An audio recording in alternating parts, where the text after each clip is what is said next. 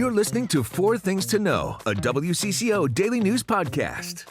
Happy Friday, everybody. Today is May 22nd. I'm Johnny Kahner. Thank you for listening and watching Four Things to Know. Let's get to our top story today. A southern Minnesota police officer has been arrested on suspicion of DWI while still in uniform and carrying a gun. The aftermath was captured on a Bloomington police officer's dash cam video. The driver was arrested just after midnight yesterday morning in Bloomington. That's where police officers responded to a call that someone had been driving really fast and had crashed in the 9400 block of Lindale Avenue South.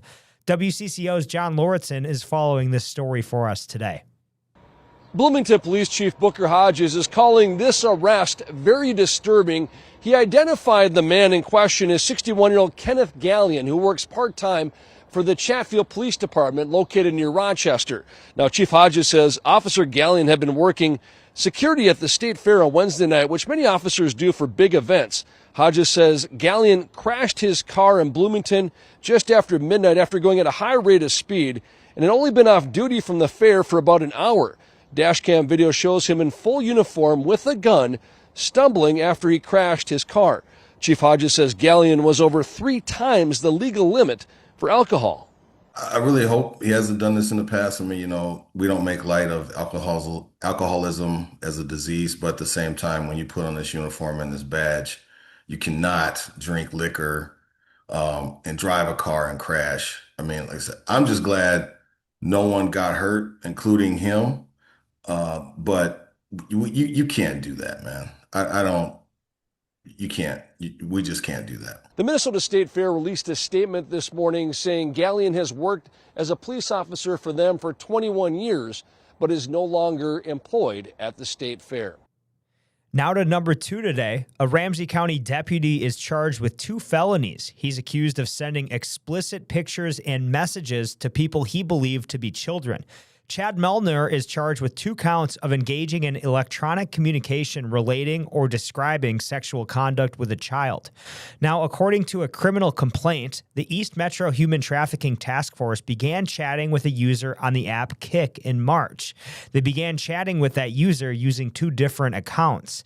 The user then allegedly sent explicit messages and pictures to both of those accounts.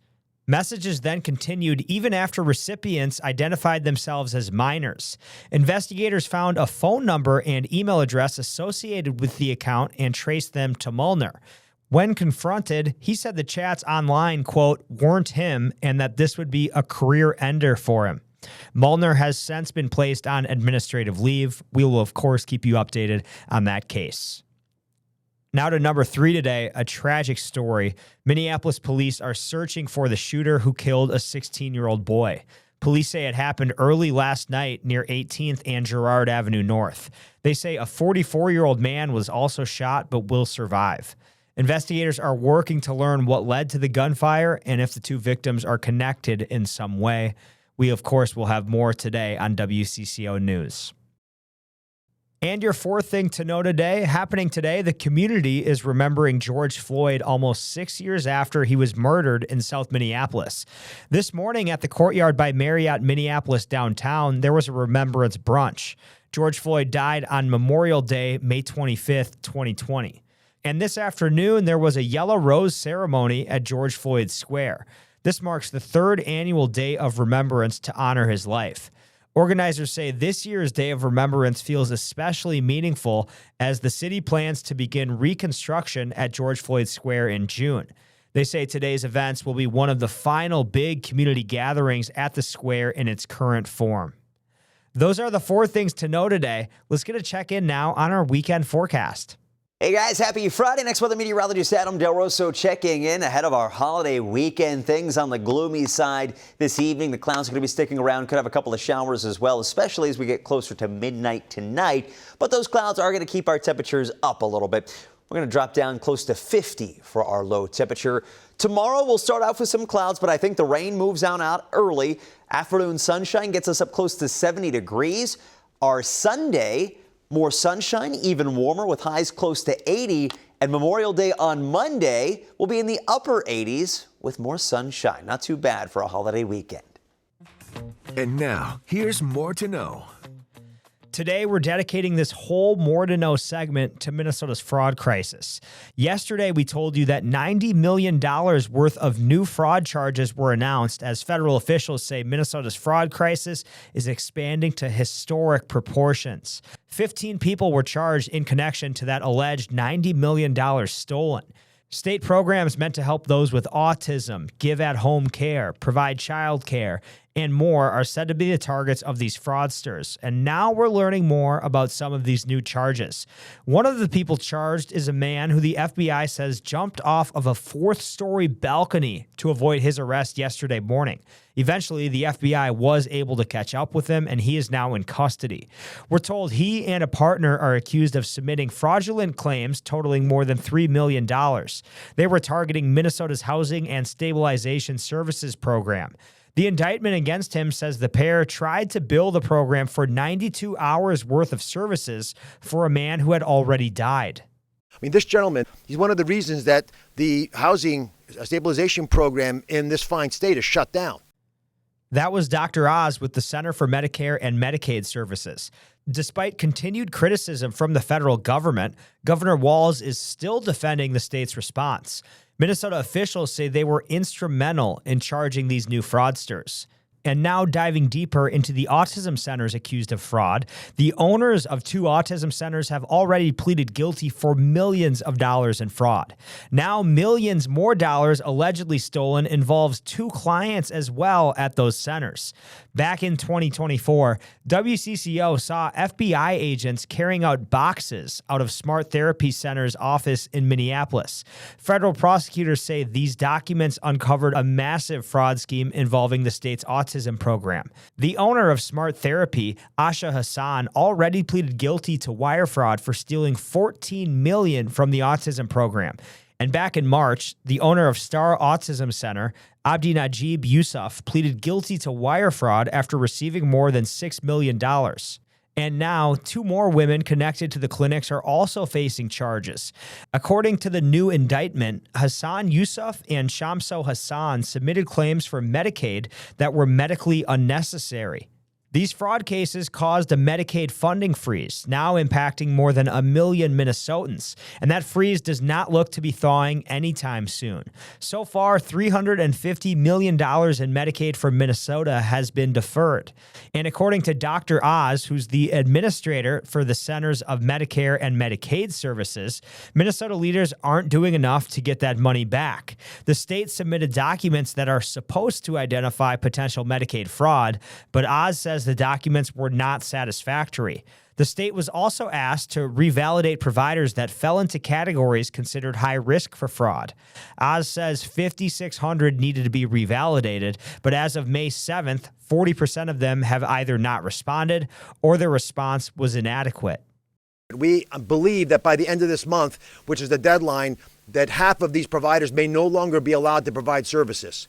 That is a lot of people doing things to other human beings that are not supposed to have been able to do them. So as the deferral continues, Minnesotans lose more money. For every fiscal quarter this goes on, another $260 million in Medicaid is being withheld from over 1 million people who need it. WCCO will continue to keep you updated on Minnesota's fraud crisis. Okay, let's get to some sports headlines. We have some happier stories to get to today. The nation's largest humanitarian event is coming to Minnesota, and it will give Twin Cities nonprofits a big boost. Affinity Plus Federal Credit Union and the Special Olympics announced grants through a statewide 26 weeks of giving campaign. And Metro nonprofits that advance inclusion for people with disabilities will receive more than $250,000. We spoke with one of those grant recipients, and Nellison, who says the money is life-changing. For us to be able to maybe work with kids that are a little bit bigger or a little bit older and have equipment that meets their needs and can sustain their weight as well, that's huge for us.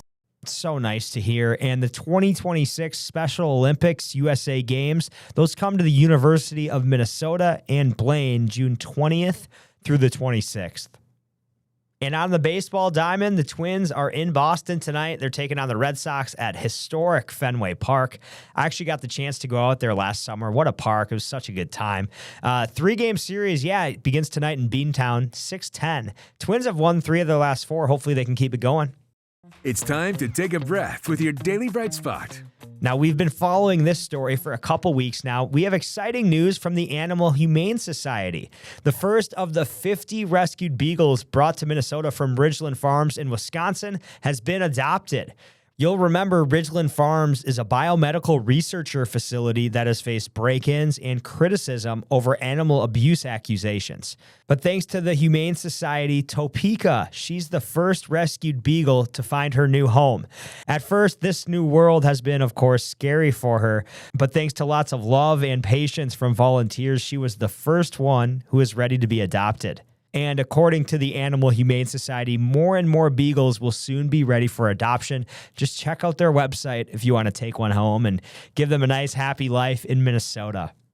So nice to hear. Happy Friday, everybody. Hope everyone has a wonderful weekend. I'm Johnny Kahner. Just want to say thank you for listening and watching 4 Things to Know this week. We are here with the news you need every weekday afternoon by 3 o'clock. Have a great extended weekend, everybody. Love podcasts? Love Minnesota? Check out the WCCO podcast studio lineup. Hear the top stories of the day with 4 Things to Know.